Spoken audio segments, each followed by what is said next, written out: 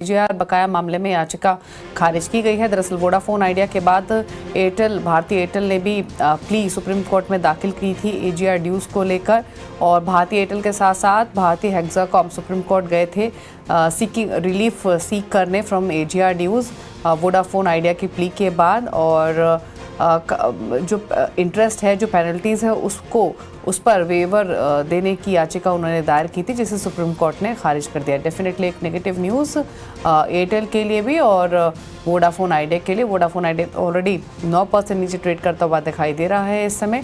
भारतीय Airtel all अभी भी हरे निशान में होल्ड करता हुआ, लेकिन यहाँ 6 रुपये के आसपास की बढ़त देखने को मिल रही है। तो ये रही डिटेल्स।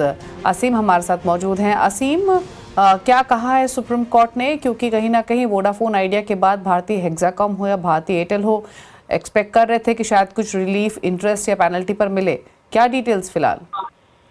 जी सही कहा आपने। अभी सुप्रीम कोर्ट ने इनकी याचिका लगी थी, आज जिसमें सुनवाई होनी थी। सुप्रीम कोर्ट ने इनकी याचिका को खारिज कर दिया है। वोडाफोन आइडिया ने एक याचिका दायर की थी कि उनकी जो इंटरेस्ट है, उनकी पेनल्टी है एजीआर के ऊपर, उसको माफ कर दिया जाए और उसको या तो आधा कर दिया जाए, लेकिन सुप्रीम कोर्ट ने इस याचिका को सुनने से इनकार कर दिया।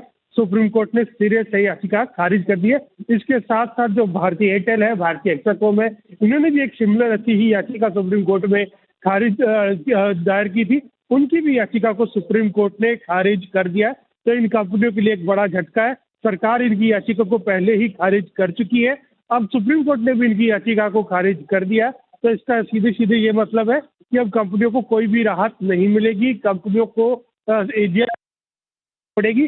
सरकार ने पहले ही कह दिया था कि हम आपको कोई राहत नहीं दे सकते क्योंकि मामला सुप्रीम कोर्ट के अंदर पेंडिंग है। अब सुप्रीम कोर्ट ने भी इस याचिका को खारिज कर दिया है।